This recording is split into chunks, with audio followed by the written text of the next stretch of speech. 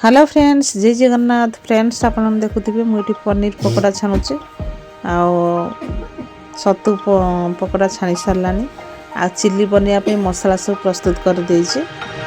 जेहेतु आज संडे थिला मो सांग कहला फीस्ट करिया पे तो आमे तो दु जन सांग भी अछंती, 4 जन मिसिकरी आमे फीस्ट करूछु।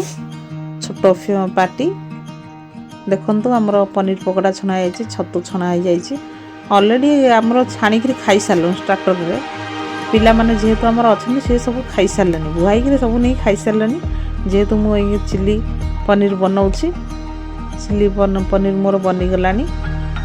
मु आसिया पूर्व मो सांग सब पूरा अरेंजमेंट कर देइथिला। पनीर कौन चिल्ली कोबी कौन मसला मसली सब रेडी कर रखिला। मु आसिल तो बनैली आमर ए चिल्ली पनीर बना सारा। चिल्ली पनीर सहित डाली आ मिक्स भेज पापड़ टिके लास्ट खीरी मीठा रही। देखो आम सब बसीगलु खावाई।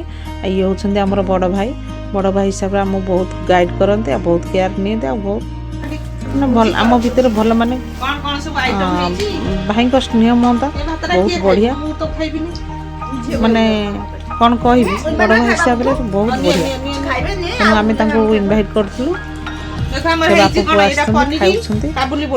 आम सब कौन बनाई पकोड़ा पनीर पकोड़ा मिक्स चिल्ली पनीर पापड़ डाली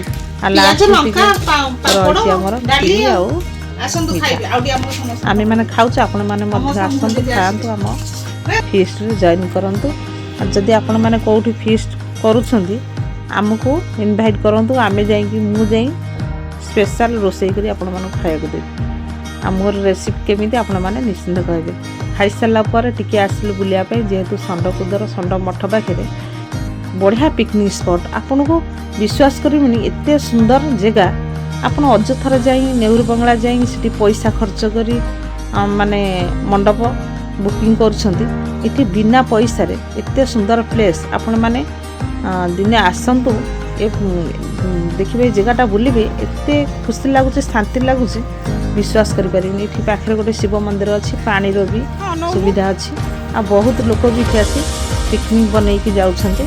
आज भी आम बुलुचु, आज भी 10-15 जन फैमिली सह सांग सह सब पिकनिक बनाऊ फीस्ट कर खाऊ। तेणु आपण मैंने आसतु निश्चिंत भाव जगह आपको भल लगे। आपण मैंने पिकनिक बनईकि खुशी आसरे जाते। कौन पर अजथर नेहरू बंगला जाइए जो एसएचजी ग्रुप वाला जो दबंग कहले न सर। तेणु मुझे आपण मान जगार आड्रेस देदेली आपण मैंने आसतु पिकनिक करूँ मत कमेंट जन। तो आराम से आपण मैंने फीस्ट मजा नहीं पारे। समुद्र कूल भी बुली पारे। बहुत बढ़िया प्लेस।